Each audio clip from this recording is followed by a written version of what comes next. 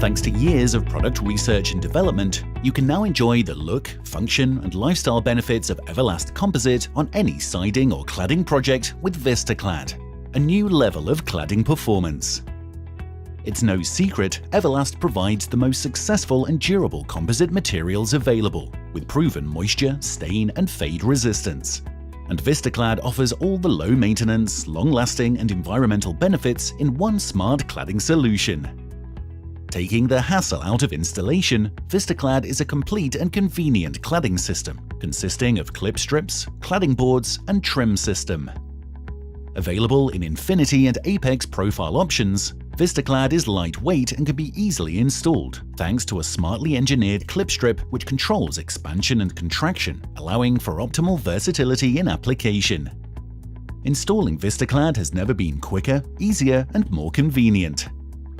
As the cladding boards easily click into place on a concealed pre-galvanized clip strip, which fastens directly to the substructure, VistaClad renders a screwless, flawless finish.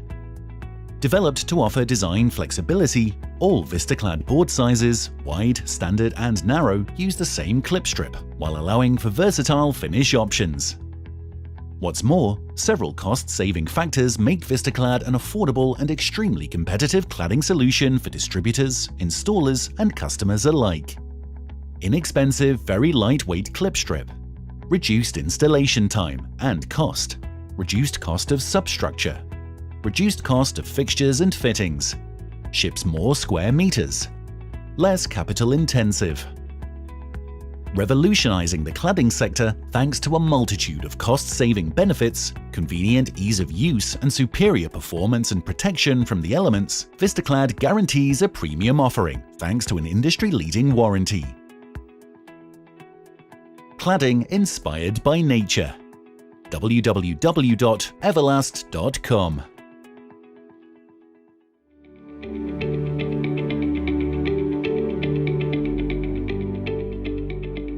2021 marks 15 years of innovation, and it all started with a dream and a product that was destined to shape and change the future of building products.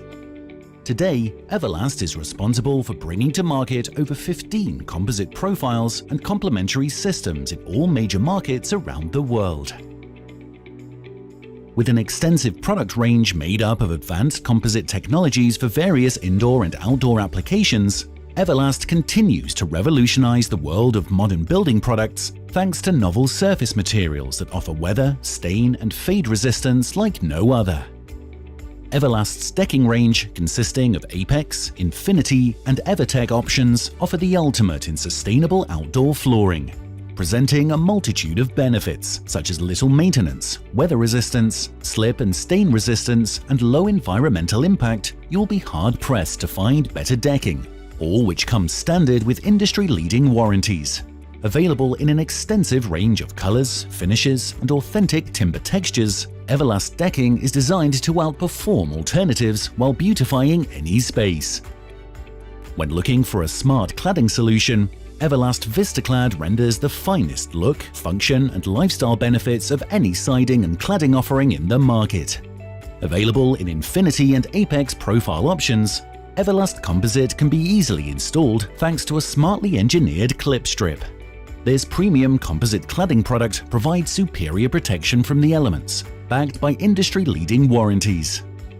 As the most advanced composite technology offered by Everlast, Lifespan provides a highly durable, environmentally friendly architectural structure that, thanks to its lightweight aluminium core, creates far-spanning and long-lasting pergola beams, cladding or screening profiles, and other decorative architectural showpieces. Available in several colors and sizes, with Lifespan, the architectural possibilities are endless. To complement any outdoor living space, Everlast offers two convenient railing systems, Rapid Rail and Fortress Railing. Lasting just as long as your deck, Rapid Rail is a durable balustrade product line that is as versatile as it is functional. With multiple styles and an expanding color range, Rapid Rail adds to the look of any home, while Fortress AL13 railing is an innovative, first-of-its-kind, fully pre-welded aluminium railing system. Distinctly different from aluminium kits, Fortress railing is attractive and easy to install with a simple bracket system, providing superior performance in strength and safety, which is a unique benefit to a pre-welded system. Not only does Everlast develop and manufacture composite building profiles, but also create fastening systems which are ideal for outdoor timber or composite projects. Everlast's range of Hulk fasteners are specially designed for decking, but can also be used for outdoor furniture assembly, cladding, outdoor frames, and pergolas. The advanced bit-lock system used for Hulk fasteners maximizes torque transfer and makes installation quicker and more straightforward, and the resilient outer coatings prolong the product's overall lifespan. Inspired nature both indoors and out, Everlast tier flooring adds to a holistic product offering, which makes homes more durable, more beautiful, and much easier to maintain. With a moisture-resistant composite core and a hardy top wear layer that's scratch and stain resistant, Tier is designed for both style and function. With its foundations built on making a lasting difference in the world by providing innovative and environmentally friendly building solutions, all Everlast products are sustainable to the core. Not a single tree is cut down for the purpose of producing Everlast composite. From the reused, recycled, and renewable raw ingredients Everlast used to create its products to the solar power harnessed to manufacture them, Everlast is proud to offer holistically sustainable composite building materials. With most products made up of 60% bamboo fibers and 40% recycled plastics, Everlast composite is free from toxic chemicals and preservatives normally used in the treatment of timber. Everlast prides itself on the ability to continuously evolve and improve product offerings thanks to its dedicated and highly proficient research and development team. With core values built on respect, reputation, positive attitude, passion, and innovation, Everlast strives to enhance the building materials industry by investing in a great team of people to deliver exceptional building products and solutions.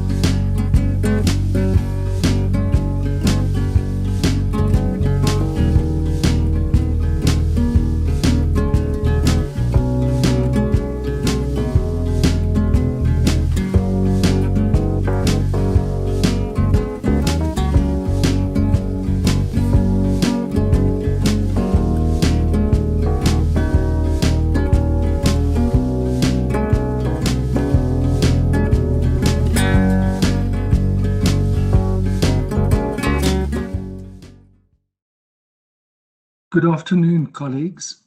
Most of what I know about practicing architecture, I learned from others. Over the years, experienced colleagues were willing to share their knowledge with young practitioners like me. SAIA has always been about learning from one another. Throughout the 1980s and 90s, SAIA ran mid-career courses. They were held over weekends. I attended them religiously.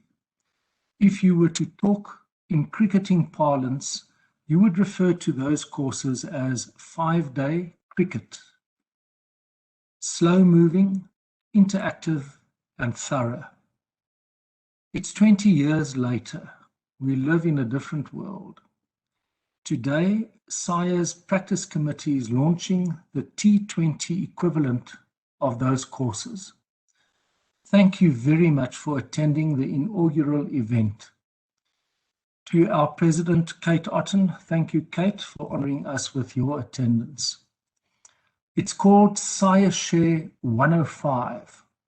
It's run by SAIA members, for SAIA members, and for everyone interested in architecture, young and old. It will run for 1 hour and 5 minutes every first Friday of the month at 2:30 p.m. and consist of 2 exciting, power-packed presentations. How about diarising the program? I cannot think of a nicer way to accumulate CPD credits for the year. We launched today's SAIAshare 105 with an excellent, thought-provoking presentation by Jackie Baruch.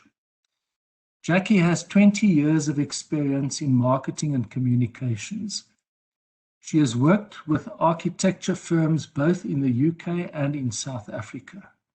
She now runs her marketing and strategy development business called Blackbird.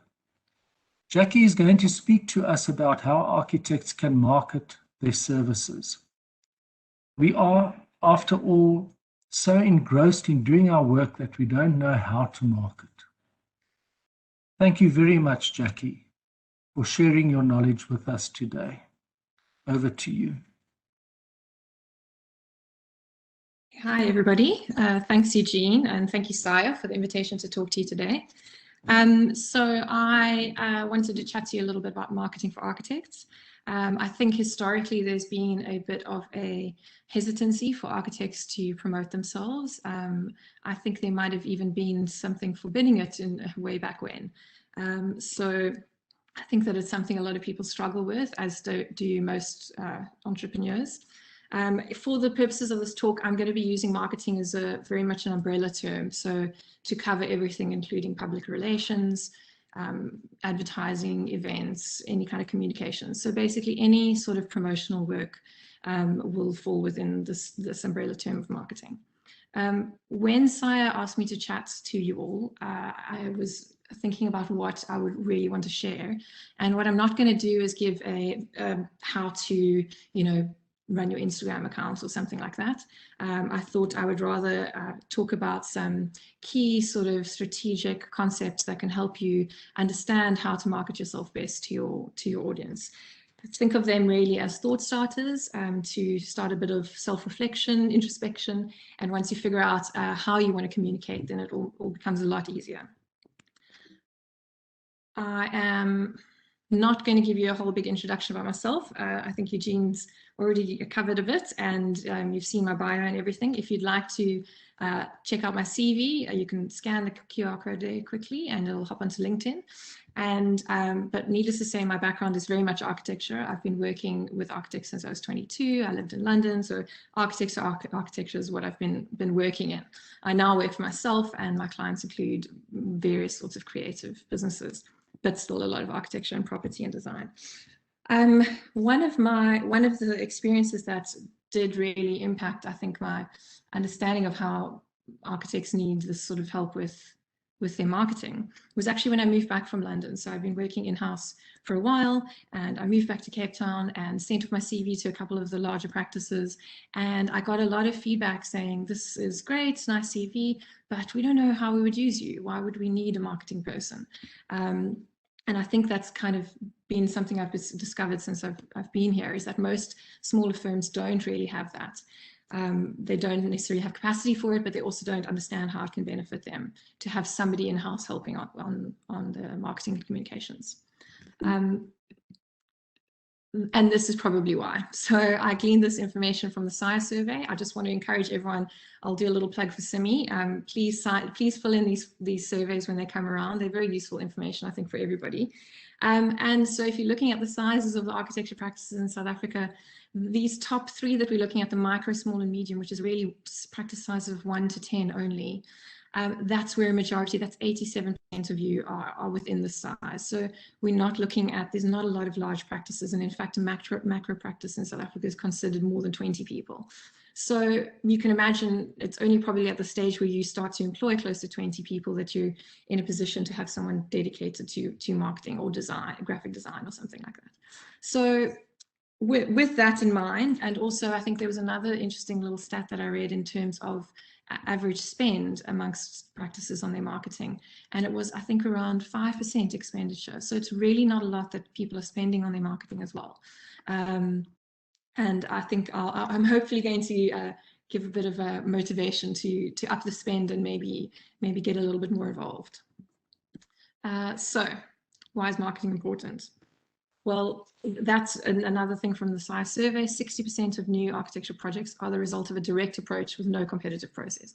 That's marketing in action. That is somebody approaching you directly because of your public profile, because of the experience and the projects that you've shown, perhaps personal recommendations. So that really is sort of marketing in action. Ultimately, marketing is about sales. The more projects you have, the more clients you have, the more money you have, and the more you can grow. But it's not always an immediate return on investment. So that's the one problem. A lot of times people want to engage with a marketer or have an event or host something, and they want to know, how am I going to get work directly out of this? And the answer is you're probably not. A lot of these things, you're in it for the long haul. It's about building a bigger public profile that encourages people, but usually it's not on that first engagement that they're going to work with you. It takes a whole lot of activities over the years that helps you build up this this public profile. So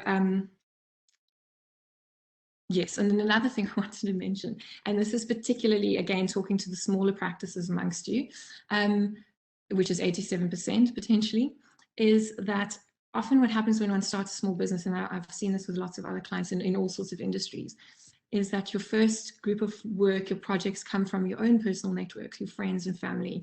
I even have, just to share an experience, one of my side projects is I run a charity on the side with a friend. And when we first started, we had amazing donations from friends and family, and it was so encouraging that everyone was supporting us. But because I was marketing my butt off, pushing the charity everywhere, what happened was, at about a year, I realized that our donors had moved away from friends and family into people that were complete strangers that were finding us through our marketing endeavors. And that's what you really need to do when you're starting to market your own practice, particularly if you're quite small. You can't just rely on friends and family and your broader network. Eventually that dries up. So especially if you're just starting out, start pushing on your activities, marketing from the beginning, so that at least by the time you've exhausted potentially your personal network, you've got a new network of new contacts that are ready to go. So this is a great little diagram that was shared with me years ago by a fellow small business owner. And I've used it a lot with clients just because I feel it really, really pushes home the importance of marketing. So promote to sell on the one hand is all of your marketing endeavors, your promotions and sales activities. And then on the other side is your capacity to deliver. So these two things go hand in hand. You really can't grow your business, you can't earn more income, you can't win more projects unless you're actually spending some time on marketing as well. It can't be overstated how important this is. And I think people are very hesitant to engage in the marketing, but it's an important part of you as a business owner. I think particularly for creatives, creating is fun, creating is beautiful, it's what you love doing.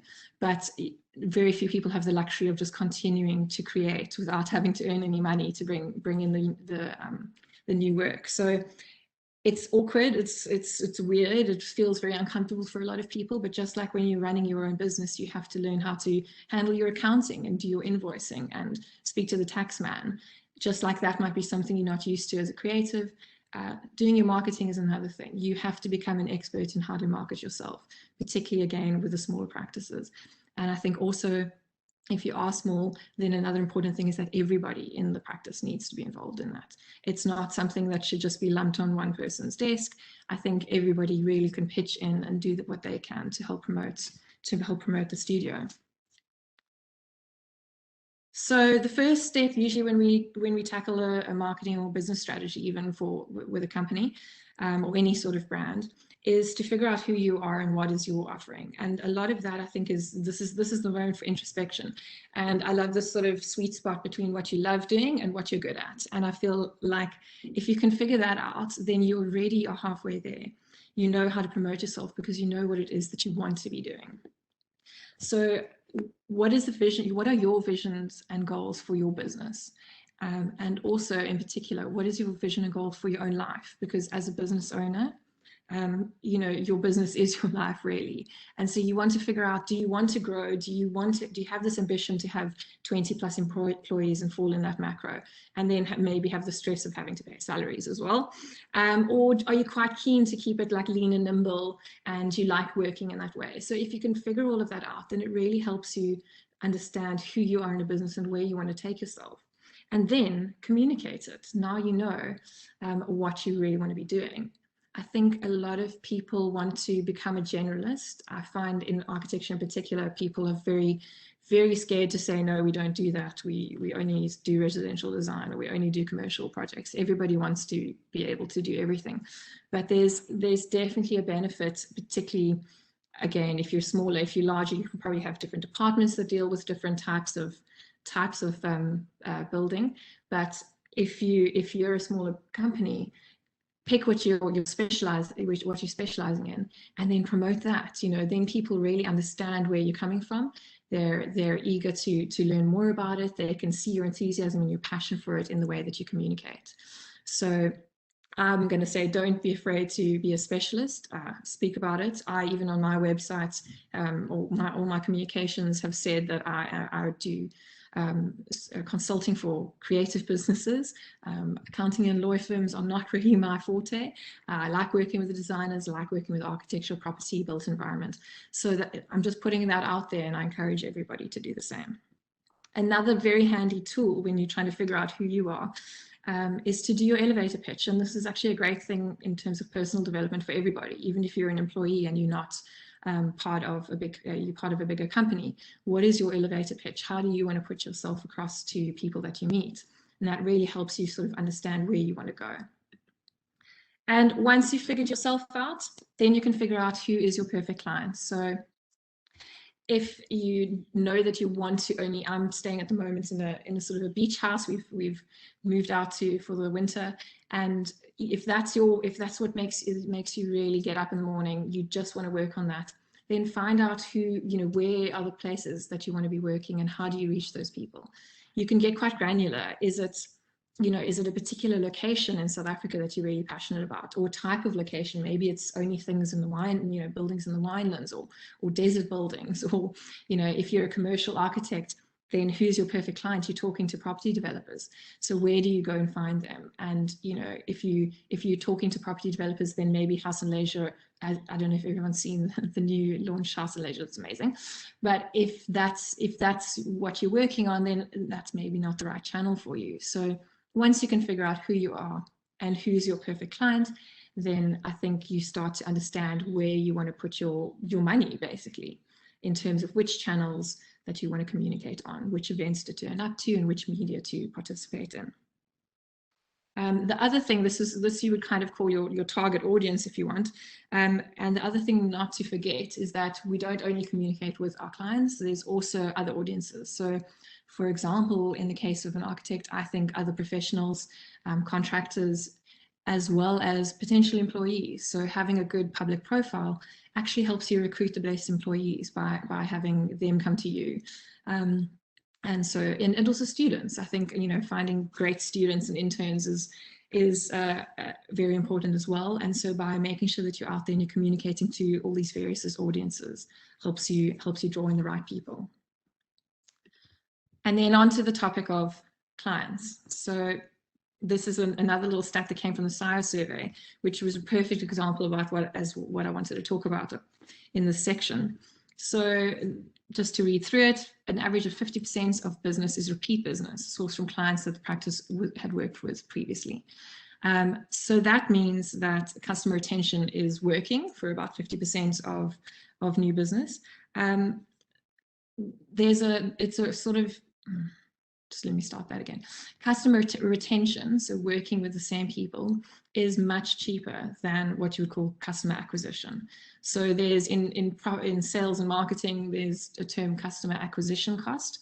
One can work out how much money you spend in order to find a new customer. And I think that depending on different sectors, but there's a number going around that customer acquisition is about 5 times more in cost compared to customer retention. So it's much cheaper, more affordable, and potentially easier to sell to people that you already work with.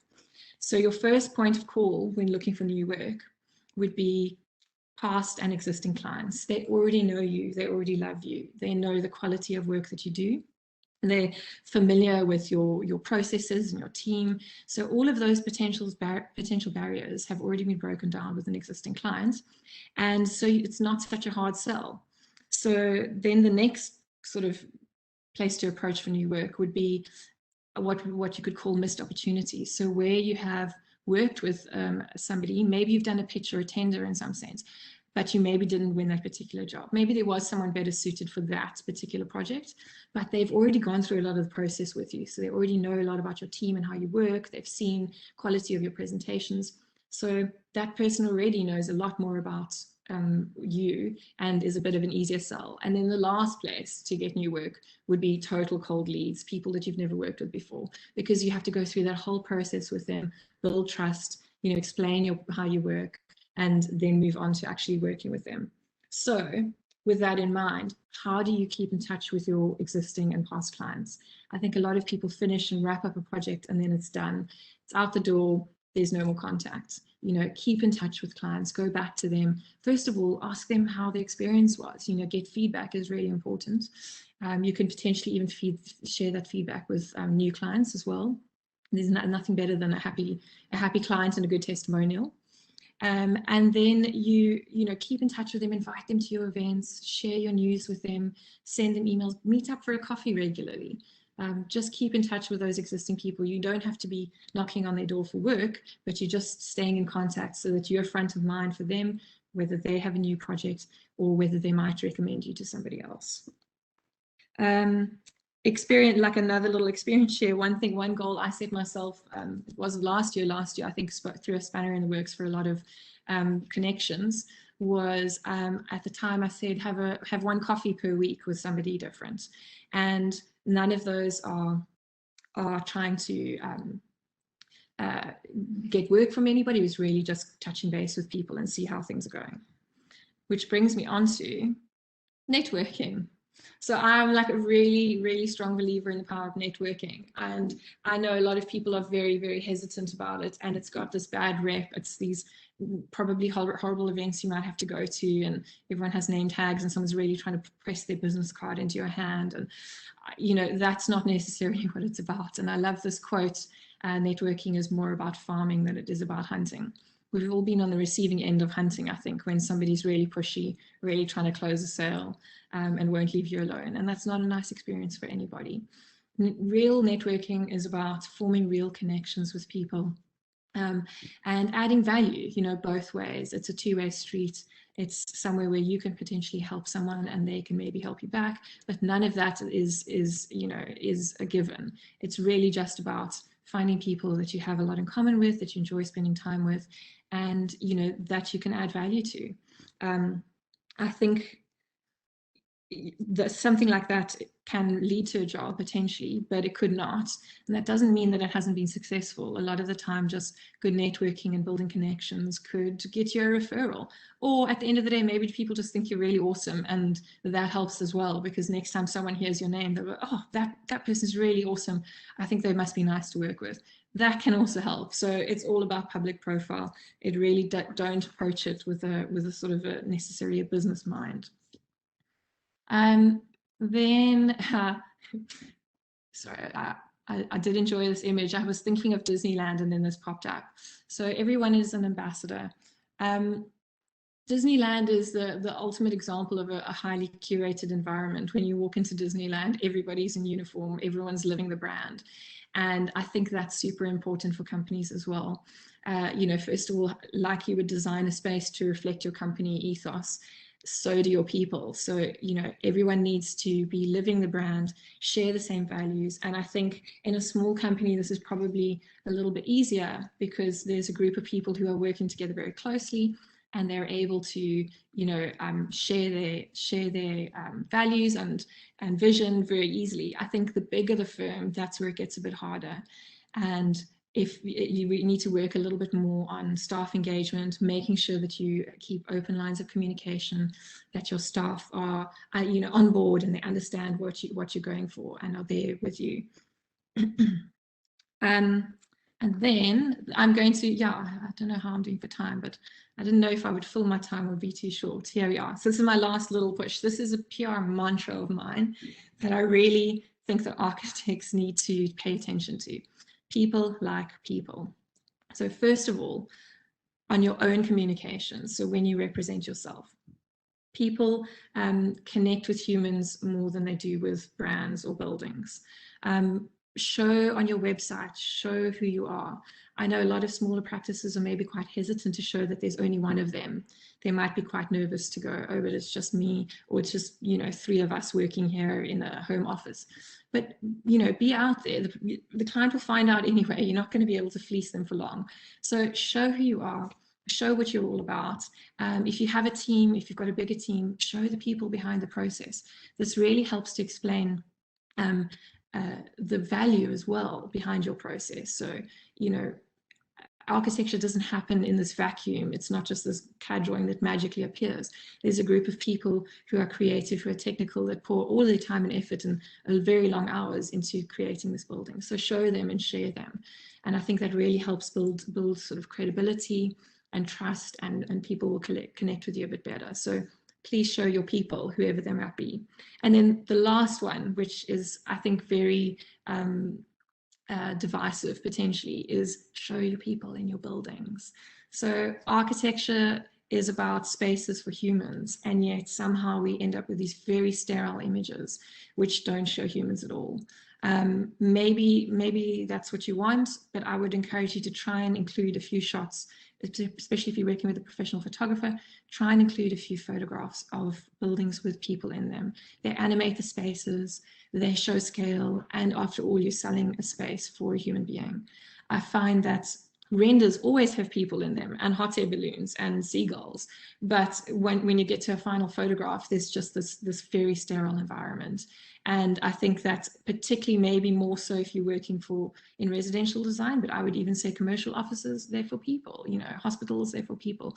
Whatever you're working on, it's going to be engaging with humans. So look at your photographs and maybe think, how can we try and incorporate some humans into these visuals? So that's it. Those are my what would I say, 10 top tips. I hope it wasn't too fast or too slow. And we've got some time for questions. I've got just looking in the chat box. If anyone has any questions, please throw them in here. But Anami was saying, just a comment, not a question, networking events in architecture is for suppliers to connect with architects and not for architects to find clients. I wouldn't necessarily say so. I think there are both, actually. SAPOA, for example, the SAPOA conference is something that's very much architects connecting with clients. And those are networking events maybe that are put on by people who have a monetary motivation for holding an event. But there's also lots of events. You could host your own event. You could take clients to an event. So it doesn't necessarily mean just formal networking, like I said, with the name tag and stuff like that. I think there's a lot of networking that can happen, which is much more informal, and is definitely an opportunity to find clients and take them out for dinner. That's networking. Going for coffee, that's all kinds of networking. Are there any other questions, or are we gonna? There's one. Yes, no, well, Jackie, I just want to say thank you. You know, I think one of the objectives was with this 20-minute is to squeeze as much as possible into 20 minutes and to want to hear more, not to wonder when are you going to stop talking. And you've put forward some stimulating thoughts, and one that I thoroughly enjoy and appreciate is the comment, farming is, it's all about farming rather than hunting. but that takes time, doesn't it? Absolutely. It's an investment. I mean, a little experience share. When I first moved back from London, I didn't know anybody in architecture at all. I'd been away for a very long time. So everybody, you talk about personal networks of having grown up in Cape Town. Everybody had their buddies that they'd studied with, and the whole industry had moved along, and I had figured out a different path overseas. And when I came back, I didn't know anyone, and yet I wanted to work in this industry. So I networked my butt off. I went to everything. I went to CIFA events, and I went to any lecture I saw. And none of that was asking for a job or applying for anything. It was really just getting to know the industry.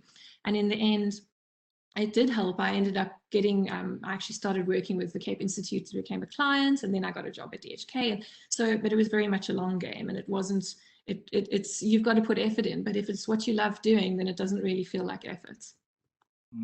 Yes, the issue of farming also makes me think of a comment a very good friend of mine made, who grew up on a farm, and his father was very successful, and his motto was never stop planting.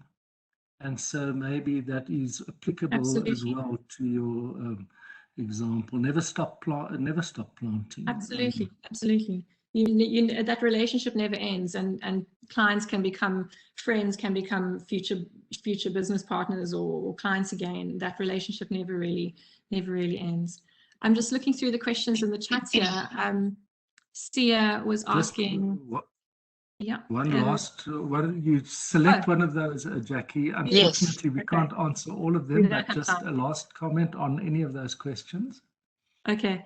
So Sia was just asking, do you think building more of the relationship can reduce the professionalism of the service? I don't think so at all. I think that some of my greatest clients have become very good friends, and vice versa. I think maybe way back when everybody wore a suit and tie to work, there was very much a divide between clients and being super professional. But I think that if you can establish a rapport with a client, I don't think that reduces the professionalism. And obviously, it depends on how you go about that. If you're out getting drunk with them, maybe that's a bit different. But under normal circumstances, I think it's a great thing to build a rapport with a client, and I don't think it conflicts with professionalism. Okay, great. Jackie, once again, thank you so much. It's a pleasure. You've left us with a lot of stimulating thoughts, and I'm sure that everyone will concur.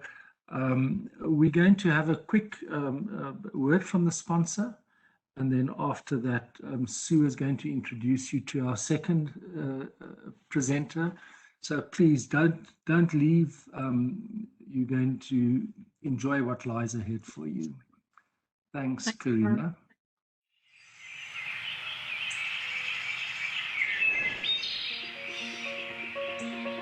Every minute, a forest the size of 20 football fields is cut down. If this doesn't change, in 100 years, there will be no rainforests. Atmospheric concentrations of carbon dioxide are 37% higher than they have been in 650,000 years. Plastic is now the most common form of marine debris. What world are we leaving for future generations? Everlast is committed to change by creating eco-friendly building products that diminish the demand for tropical hardwoods. Everlast recycles waste products and turns them into sustainable and durable building products. Everlast decking, cladding, and railing products are made using bamboo fiber, which grows 50 times faster than wood, requires no pesticides, and generates only 2% of the waste of timber. Everlast also manufactures all composite products using solar power and is on track to have a net zero carbon footprint by 2021.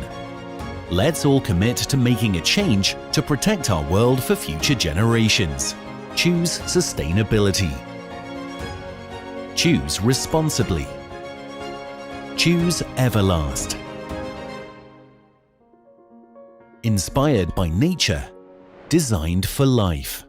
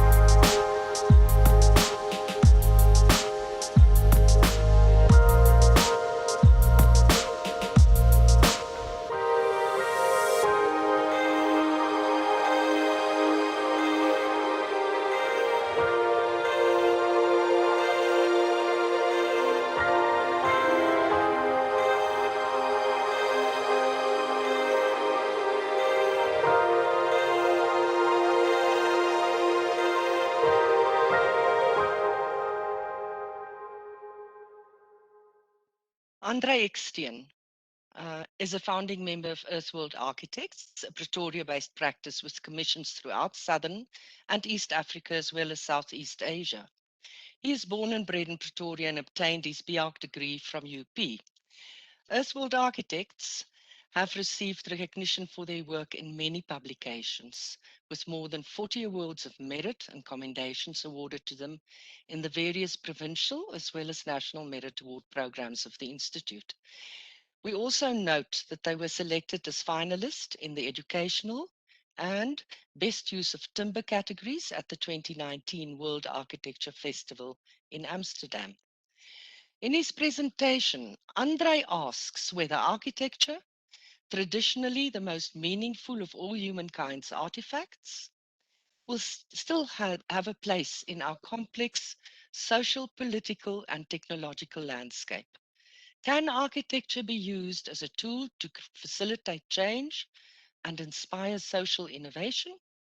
Let's hear how Andre presents the re-establishment of the architect's role as maker, artist, and custodian of healthy and meaningful artifacts. Thank you, Andre. We look forward very much to your presentation. Thank you, Sue. Thanks for the introduction. Your presentation is just loading, Andre. It's nearly finished. If you can just chat a little bit just for a moment. Guys, thanks for and all the attendees, thanks for spending your Friday afternoon listening to architects and people sharing some of their experiences and thoughts. I think it's a wonderful initiative. Thanks, Sue and Eugene. And when Eugene asked me about this, when I participate, I was obviously very enthusiastic. I always enjoy sharing some ideas. But but what I did enjoy is he said the yellow section of the should be more. I don't want to use the word fun, but I think it should be. It shouldn't be about business. It should be about why we became architects in the first place. And I just want to share a bit of my journey and a few ideas, and I'll be sharing one or two projects, but mostly I'll just be chatting and yeah, just sharing some experiences. Yeah, I think man's relationship, in general, architects started out as people dealing with man's relationship with God, with the gods. Pyramids, King's College Cathedral in Oxford. But in the 20th century, things started changing. It started looking at man's relationship to the world rather than man's relationship to God. We started getting different spatial concepts, linking the interior to the exterior. Structure becomes less, and your relationship to the world becomes more important. I think the museum, this is where after Chipperfield, then basically updated this, the museum. I think it's an absolutely beautiful building. And then secondly, I think the whole idea of material and making and democracy becoming physical, gaining physical presence in buildings in India and so on. But basically, it's about man's relationship to democracy and his fellow man, and also man's relationship to its context. It was embodied in building this Alvaro Caesar swimming pool in Porto. I saw one of the most beautiful buildings I've ever seen.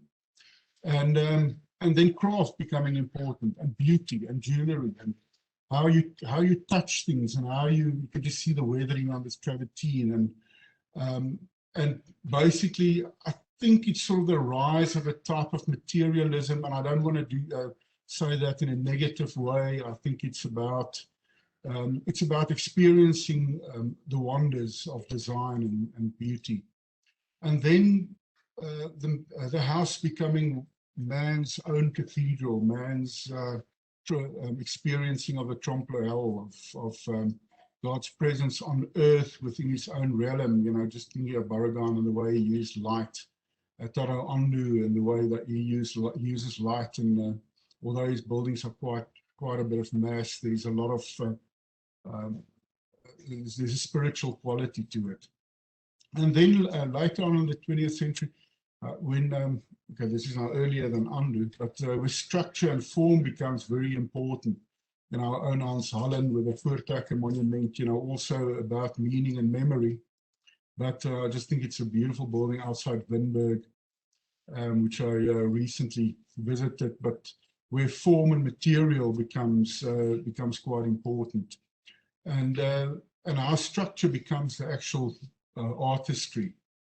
And also in the 80s, a lot of in the early 70s, a lot of systems thinking of man's survival on Earth, and how one would do that more efficiently, and sort of forecasting apocalyptic ideas, and then also systems. This is actually the pictures that made me become an architect. It's a house done by Piet van der Berg in Benoni in the East Rand. This was in the 1976 Habitat magazine, which my parents were avid supporters of. And this house was built with culverts, with concrete culverts. And I think, like I said, this is what, it was 1976. I was still a likely 5-6 years old. And I was just absolutely grabbed my imagination. I think the whole Habitat range of magazines grabbed my imagination at that stage. And recently, this was posted by Caroline Thomashoff on Facebook, and I was so glad to see it because it's beautiful pictures of Piet van der Berg's own house in Linwood. And Piet's wife, Tannie Julie, was my mother's tennis partner. And I was fortunate enough to also be in this house as a child, as a young man. And later on in my high school, I started working at John Gry Architects, and their offices was in the Rindlaw building in Pretoria, and the Rindlaw building belonged to Piet van der Berg. And but I just think absolutely amazing work that he did. I think probably one of Pretoria's best ever. And then, but in the second half of the 20th century, lifestyle and the display of your success became quite important, which is also why the rise of residential architecture and was quite prominent in the second half. And obviously, as a young architect, you tend to cut your teeth on residential projects, and of which I'll be sharing just a few. A lot of it was material exploration. I asked it in 1999 with the beautiful brick vault. These photos were actually more recent. And also built the building myself, gained a lot of experience experimenting with a bit of laser cutting and glass. Glass is quite a passion that I have. And then concrete, maybe, this is now 12 years later, working with concrete and trying, even though it's a heavy material, to touch the site lightly. Then a project that we've been building for 11 years, it's in Waterkloof, Pretoria, where I think this is one of those projects that basically that you get to really you get to sculpt with light, you get to sculpt with material, with physical form and materials. You get to choose amazing materials. You get to detail your heart out. A lot of this was also collaboration with some industrial designers, and but really it's a project over 10 years. Literally everything in the house was designed and manufactured, and working with amazing craftsmen that you basically live with at some stage. And but it was a great learning experience. And further to that, we also experiment in other sort of more industrial architecture, experimenting with materials. You get as a young architect, you get these passions. You hear of Corten steel, you want to use Corten steel. You hear of rammed earth, you want to use rammed earth. You want to use concrete. And through the past 25 years, we managed to use all of these materials and really gain a lot of knowledge. Most recent endeavor has been a lot of timber architecture. This was once again glass and rammed earth, experimenting with lights and purpose-made lights, and then integrating all of these aspects into a more modular sort of systemic way of building, where you start assembling all your elements. All of these things forming your thinking, forming the way you detail, and it's all exploration and self-improvement. In terms of your skill base, but I think it tends to become, also one of the first sort of container buildings built, and then, but at some stage you realize you've forgotten your Marxist responsibility as when it comes to making, because I think making is such an important thing, and meaningful making. I don't agree with everything that this gentleman said. I don't necessarily subscribe deliberately to his fashion statements, but I think from the late 19th century, where labor really just became a number, and people just became, we need to run away, we need to run from it, we need to work to a point where labor is more meaningful. Where it's not about cramming in as much as you possibly can, although systems thinking and thinking of how we can actually deal with the social problems in a more innovative way is important. And so at some stage I was really theorizing a lot about, how can we actually change the value system? How can we actually change the whole way banks and globalization, and how can we actually fight this whole idea of a monochrome, bland grey society, and to bring back the hand into architecture, bring back the hand into craft and meaning. And I always like this one: we cannot solve our problems with the same thinking we used to create them. So we're sitting in the fourth industrial revolution, new tools, new software, but does it really solve our third world problems? That's a big question, because I am very enthusiastic about digital manufacturing, but I am also very enthusiastic about solving this problem that we have in terms of housing and how we can actually deal with the mass urbanization and a lot of jobless people that, how can we integrate them? So I've been experimenting quite a bit over the past 10 years about how we actually disassemble buildings and assemble them, and how we can actually use sort of combined rudimentary technology, a very rough concrete frame, but with very accurate timber infill. This was in 2010 in Nairobi. It's the first time we worked with plywood, which came to very good fruition in the recently, or 2018, finished Future Africa campus, where where basically all of these things that you learn, and that's the story I'm trying to tell, that you learn over your years as a young architect, and how suddenly these things get synthesized into one system, and the potential that you.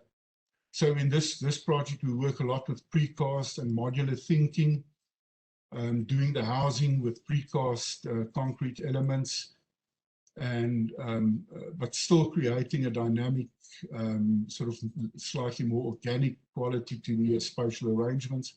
And then also going into thinking about systems, collaborating with furniture manufacturers to design furniture that can be assembled by the individual living in the specific unit, and also looking at materials, working with plywood, something that you can cut on a CNC machine, and that can actually and that can then be assembled with fairly rudimentary principles on site.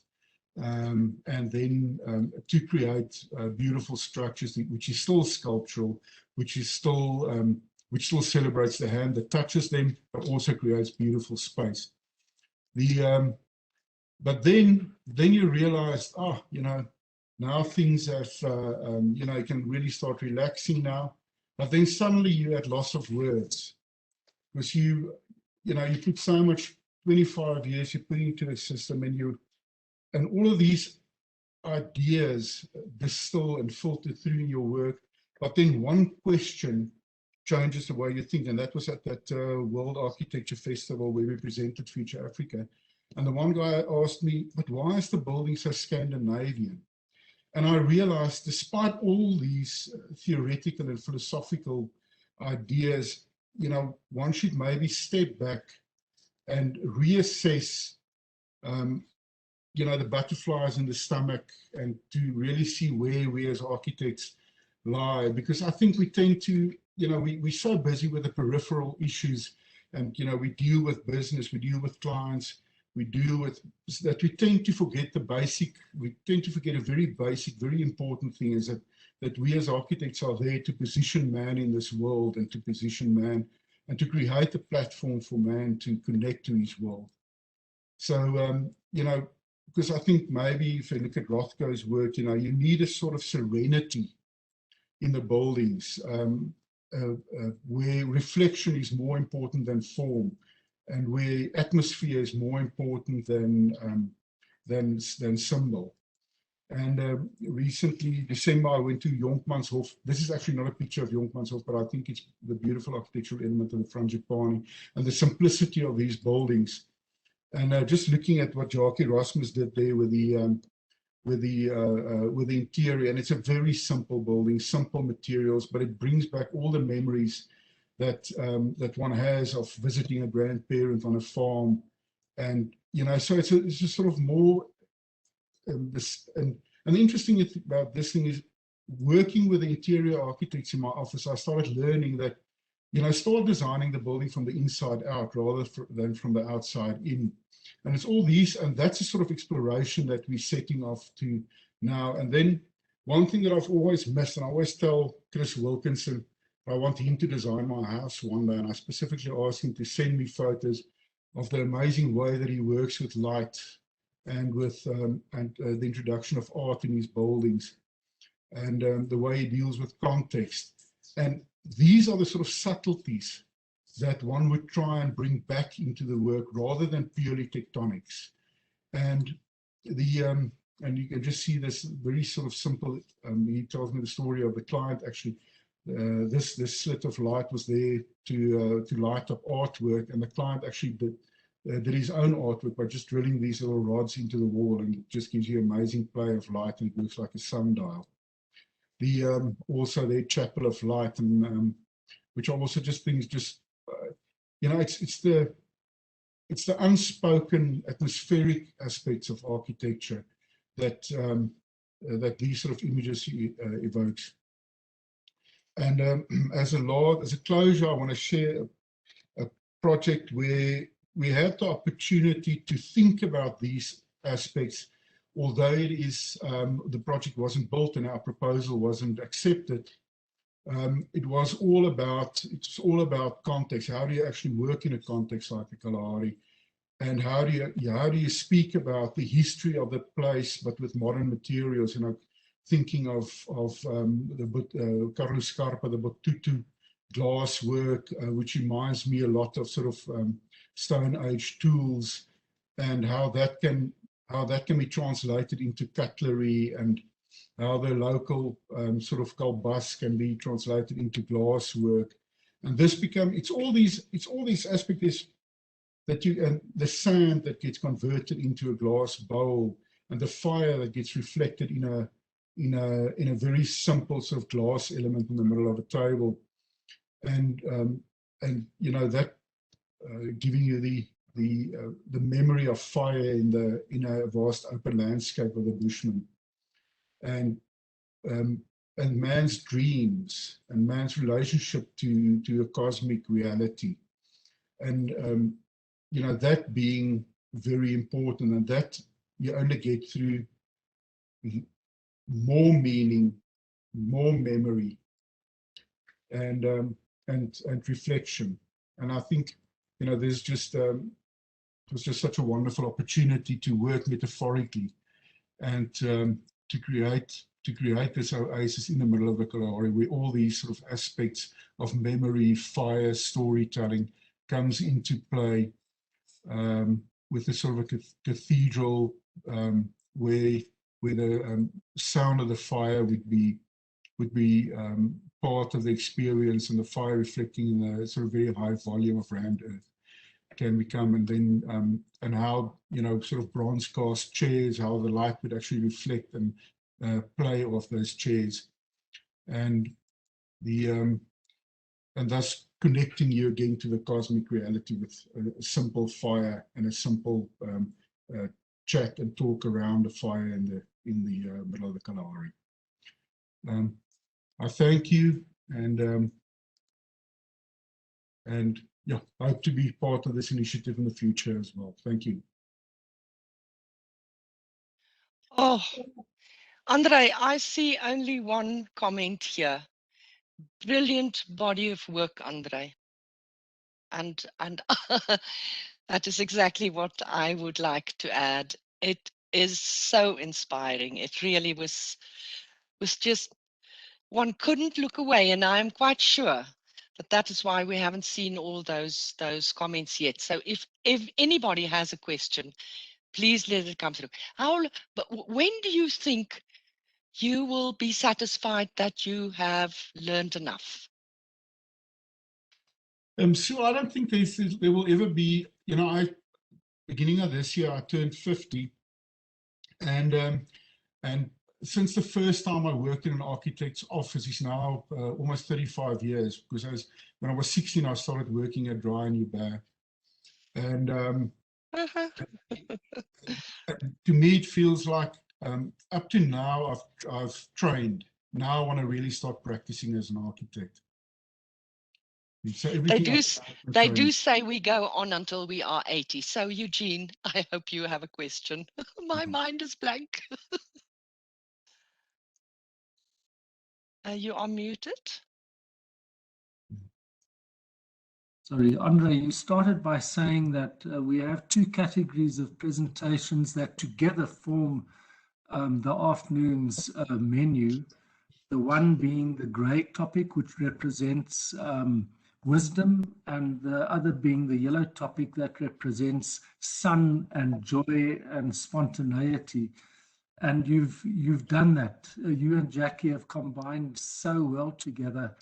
And maybe the question that I have really is, you know, when you show these pictures and when you share your thoughts, you are talking to the heart of the architect.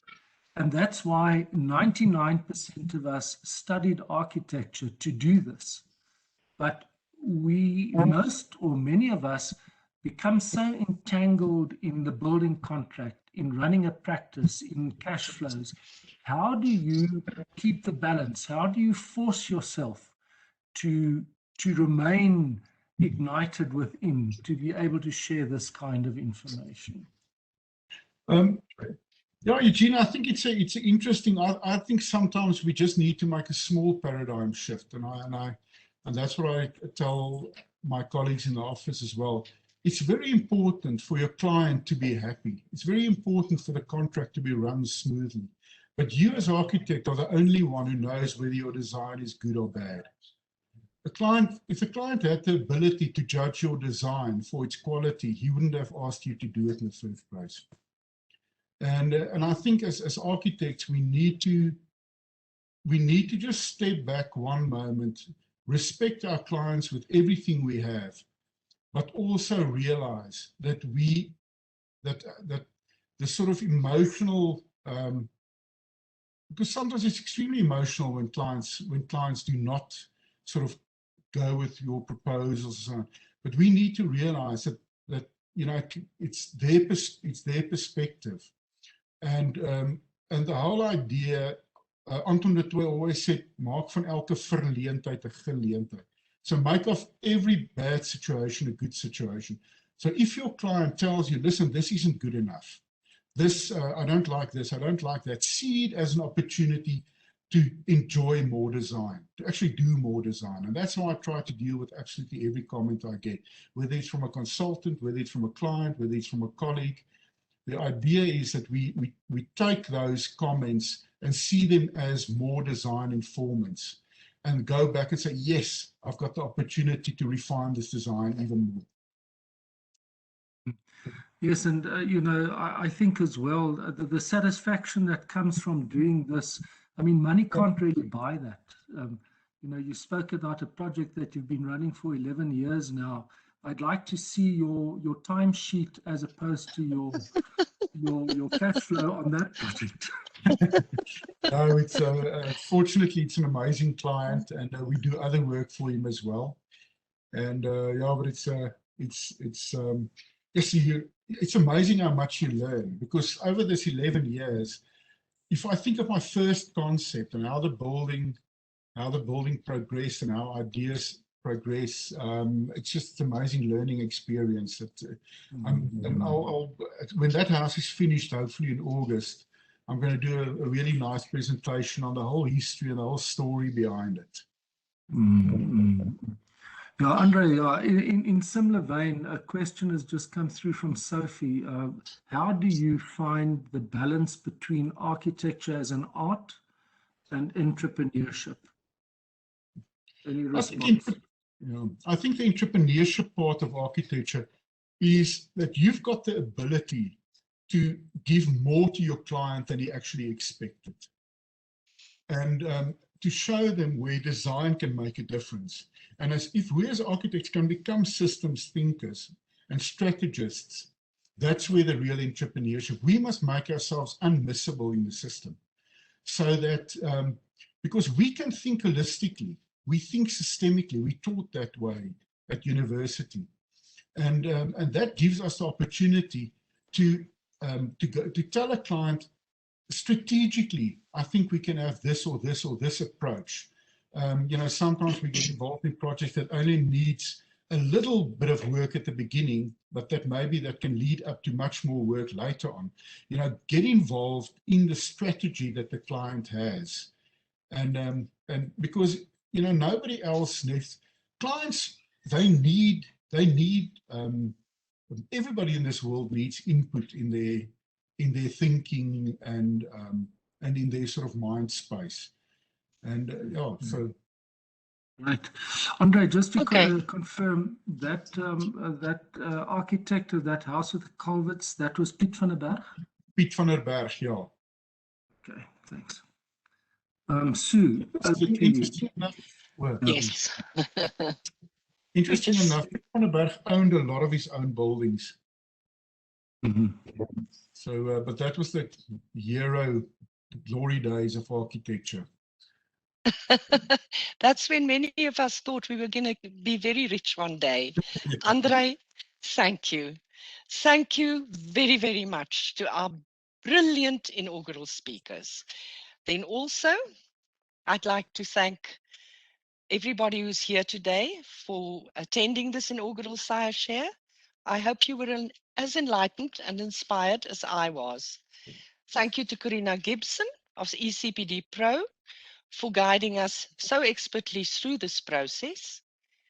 Please join us again on Friday, 4 June at 14:30 for the next presentations by Sydney Lefifi of Lemake Architects with offices in Polokwane and Centurion, and David Perutun of Perutun Carroll in Cape Town.